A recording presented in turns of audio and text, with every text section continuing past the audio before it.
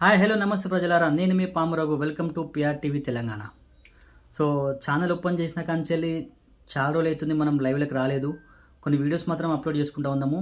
ఎందుకంటే channel open చేసిన కాంచెల్లి కొంచెం మనకు ఆర్థిక ఇబ్బందులు కానివ్వండి, స్టూడియో కానివ్వండి, ఏం కొంచెము సహకరించడం లేదు. సో అందువలన ఇబ్బంది కలుగుతూ ఉంది. సో సరే, సబ్జెక్ట్ వస్తే ఇప్పుడు ప్రస్తుతం మొన్న 2-3 రోజుల కాంచెల్లి ఒక వీడియో వైరల్ అవుతూ ఉన్నది రాహుల్ గాంధీ గారిది. కాంగ్రెస్ పార్టీ అధినేత అతను ఏమంటున్నాడు, బీజేపీ పార్టీ ఏదైతే ఉందో మళ్ళీ మూడోసారి ప్రభుత్వంలోకి వస్తే దేశంలో రాజ్యాంగాన్ని మార్చేస్తుంది అని.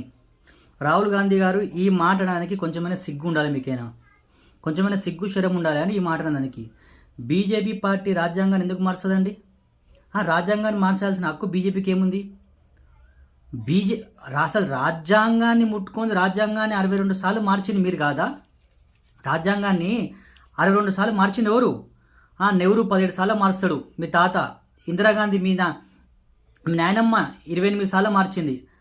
రాజీవ్ గాంధీ 10 సార్లు మార్చిండు. మీ అమ్మ సోనియమ్మ ఆమె 7 సార్లు మార్చింది రాజ్యాంగాన్ని. దగ్గర 62 సార్లు మార్చింది ఎవరయ్యా? మీ కుటుంబం కాదా? మీ కుటుంబం మార్చదా రాజ్యాంగాన్ని? బడుగు బలహీన వర్గాలని మొత్తం ఆగం చేసింది, దేశాన్ని మొత్తం అల్లోకల్లోలం చేసింది మీరు కదా. కరోనా కాలంలో భారతీయ జనతా పార్టీ కరోనా కష్టకాలంలో దేశం మొత్తం ఆగమవుతూ ఉంటే పక్క దేశం కూడా వచ్చి మన దేశాన్ని ఆక్రమించుకున్నామని చూస్తుంటే, చైనా కూడా వచ్చి మన దేశాన్ని ఆక్రమించుకున్నామని చూస్తుంటే, మన సైనికులు మొత్తము వాళ్ళ ప్రాణాలు తెగించి మరి అక్కడ మంచులలో వాళ్ళ ప్రాణాలు కోల్పోయి మరి దేశాన్ని రక్షించింది ఎవరే? భారతదేశ సైనికులు కాదా? సరే, ఒక విషయానికి వస్తే సరే, రాజ్యాంగం విషయంలో మాట్లాడదాం. సరే, నా వ్యక్తిగత విషయం కూడా చెప్తున్నాను. ప్రతి ఒక్కరి వ్యక్తిగతంగా కొన్ని స్వేచ్ఛ ఉంటుంది కదా. సరే, మార్చాల్సి వచ్చినప్పుడు మార్చరు కావచ్చు, 1-2 అట్లా రాజ్యాంగంలో మార్చరు కావచ్చు, తప్పేముందో.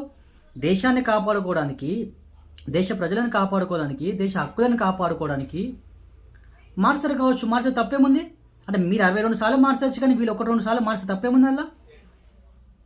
అంటే ఇదే మాట కేసీఆర్ ప్రెస్ మీట్లు పెట్టుకొని రాజ్యాంగాన్ని మార్చామన్నప్పుడు మరి మీ కాంగ్రెస్ పార్టీ నాయకులు నోట్లో ఏం పెట్టుకున్నారు? బెల్లంగడ్డ పెట్టుకున్నారా? ఇప్పుడు బీజేపీ పార్టీ ఎక్కడన్నా అన్నదా? భారత రాజ్యాంగాన్ని కళ్ళకద్దుకొని పాలాభిషేకం చేసింది గౌరవనీయులు ప్రధానమంత్రి నరేంద్ర మోదీ గారు. ఎప్పుడు గుజరాత్ సీఎంగా ఉన్నప్పుడు రాజ్యాంగాన్ని తెప్పించుకోమరి దానికి పాలాభిషేకం చేసి కళ్ళకద్దుకున్న వ్యక్తి గౌరవనీయులు నరేంద్ర మోదీ గారు. అసలు రాజ్యాంగం విలువలు నీకు తెలుసా? అసలు రాజ్యాంగంలో ఎన్ని ఆర్టికల్స్ ఉంటాయి నీకు తెలుసా? అసలు రాజ్యాంగం అంటే నీకు తెలుసా రాహుల్ గాంధీ? నీకు అసలు బీజేపీ మనుషున్నాడు. ఎందుకు బీజేపీ ఎందుకు కుట్రలు చేస్తూ ఉన్నారు మీరు? అంటే దేశం 10 సంవత్సరాల కాంచి అభివృద్ధి బడలు నడిపించినందుక బీజేపీ మీద కుట్రలు చేస్తూ ఉన్నారు. కరోనా కష్టకాలం దేశాన్ని మొత్తం కాపాడుకొని తన కడుపులో పెట్టుకొని చూసుకున్నందుక బీజేపీ పార్టీ మీద కుట్ర చేస్తూ ఉన్నారు.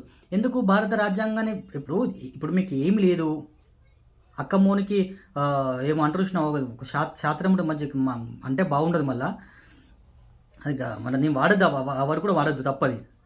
సో ఇప్పుడు మీకు ఏం దిక్కు లేదు, భారతీయ జనతా పార్టీ మళ్ళీ మూడోసారి అధికారంలో రాబోతుంది అని. సో మళ్ళీ మీకు గజ అంతా ఉంది, మీకు ఉచ్చబడతా ఉన్నది.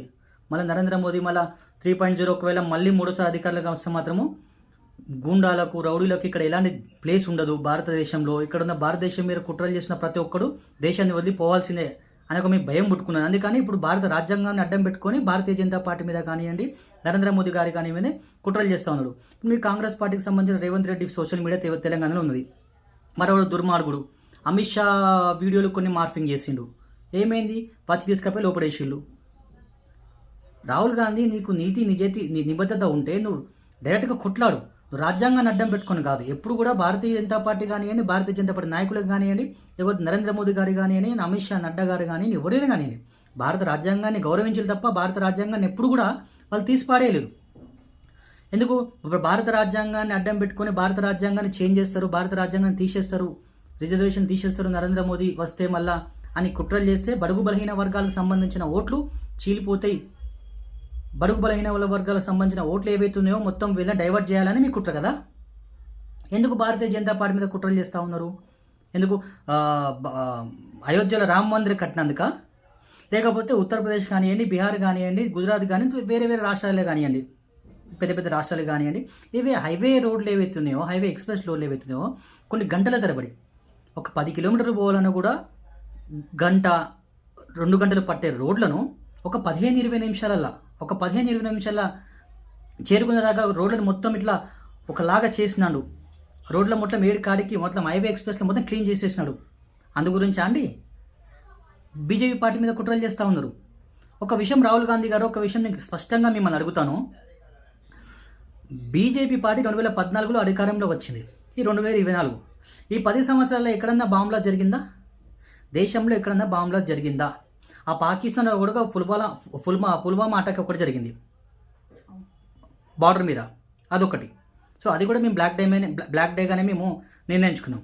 సో ఇప్పుడు మీ కాంగ్రెస్ పార్టీ అధికారంలో ఉన్నప్పుడు 70 సంవత్సరాల కాంగ్రెస్ పార్టీ అధికారంలో ఉన్నప్పుడు 70 సంవత్సరాలు ఉన్నప్పుడు మరి మీ కాంగ్రెస్ పార్టీ హయాంలో ఎన్ని బాంబులా జరగలేదు దేశంలో?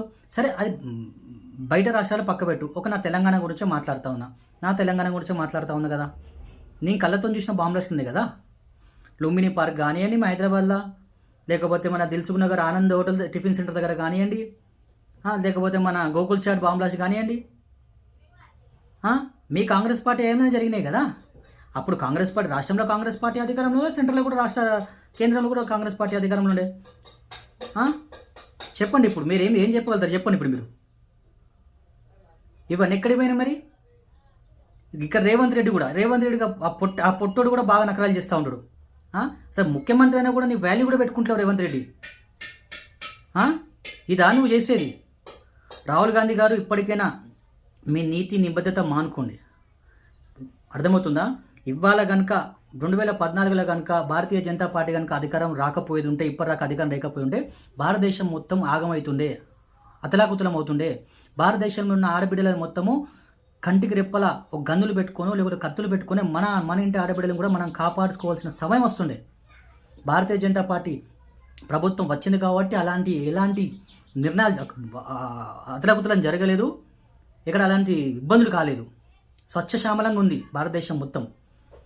ఇలా నడి రోడ్డు మీద అర్ధరాత్రి 2 గంటలకు కూడా ఆడబిడ్డ ధైర్యంగా రోడ్డు మీద తిరుగుతున్నదంటే దానికి మూల కారణం భారతీయ జనతా పార్టీ, అలాగే నరేంద్ర మోదీ గారి నాయకత్వం. సో ఇది ఇప్పటికైనా మీ లుచ్చాగిరి, మీ కుట్రలు, మీ కుతంత్రాలు, మీ లఫుటేషాలు అవన్నీ మానుకొని రాహుల్ గాంధీ గారు మీకు ఒక మంచి హోదాలో ఉన్నారు. ప్రధానమంత్రి పోస్టుకు మీరు అది చేస్తూ ఉంది, మీరు ఒక అర్హులు అని చెప్తా ఉన్నారు కదా. సో మీరు అర్హులు కాదు నాకు తెలిసేది. ఒక ఊర్లో ఉన్న వార్డు మెంబర్ కూడా అర్హులు కాదు. మీరు ఈ తీటేషాలు, ఈ నోరు జారుడు మానుకోండి, లేకపోతే మీ కాంగ్రెస్ పార్టీకి ముప్పు. సో ఇది ప్రజలారా, ఏమన్నా ఎక్స్ట్రీమ్లీ సారీ మన నోరు జారి ఉంటే, అంటే కొంచెం అన్పార్లమెంట్ లాంగ్వేజ్ మాట్లాడే ఉంటే. సో భారత్ మాతకి జై. నేను మీ పామరఘు. మరోసారి మళ్ళీ మరో వీడియోలో కలుస్తాను. Thank you.